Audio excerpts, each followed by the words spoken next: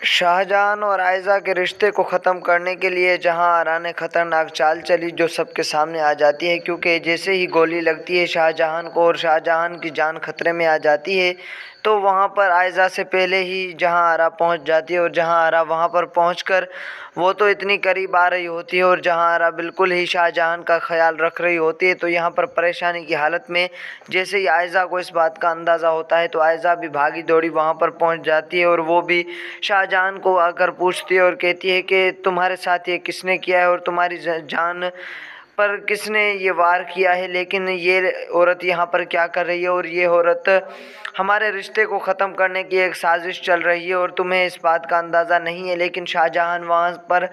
कह देता है कि तुम आयशा खामोश रहो, तुम बार बार ऐसी बातें मत करो, ये मुझे पूछने के लिए आई है और ये ना होती तो मैं आज हॉस्पिटल नहीं पहुँच सकता था।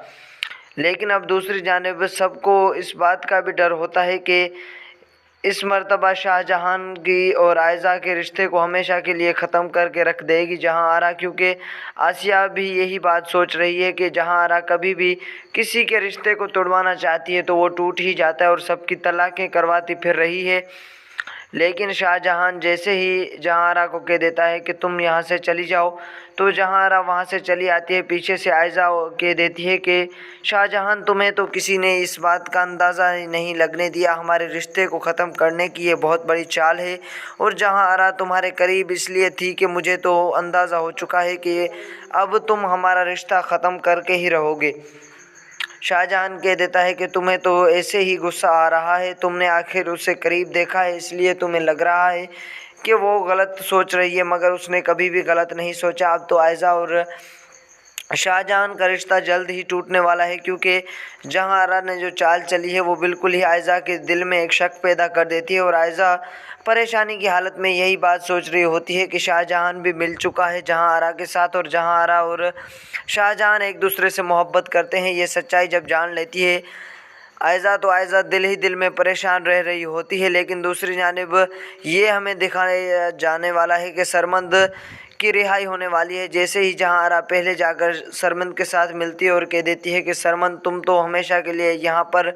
रहोगे, तुम्हें कोई भी यहाँ से नहीं छुड़वाएगा। लेकिन सरमंद को अपनी जो पहले वाली बीवी होती है वो मिलने आती है और कह देती है कि मैं ही तुम्हें यहाँ से निकलवा सकती हूँ।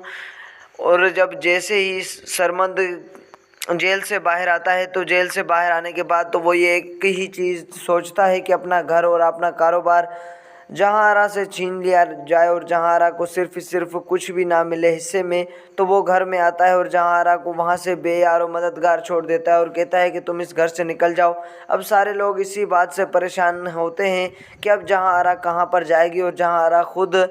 उसी बद्दुआ को याद कर रही होती है जो जुनैद ने उसने दी थी। और जुनैद ने कहा था कि तुम्हें भी एक दिन ऐसा आएगा कि कोई धक्के मार कर अपने घर से निकालेगा और तुम्हारे घर के अंदर कुछ भी नहीं बचेगा सिवाय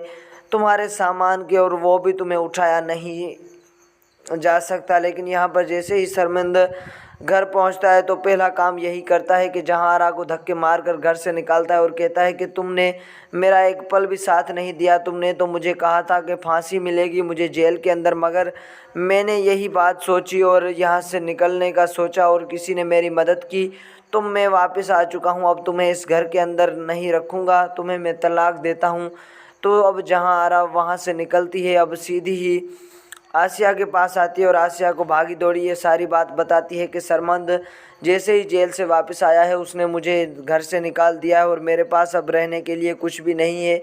तो वहाँ पर जो घर किराए पर होते हैं वो घर भी सरमंद छीन लेता है और आसिया भी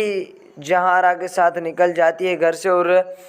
वो भी अब ढूंढ रही होती है, दर पदर फिर रही होती है। लेकिन अब परेशानी की हालत तो जहांआरा की ये होती है कि उसके लिए रहने का घर भी नहीं होता और उसे अपनी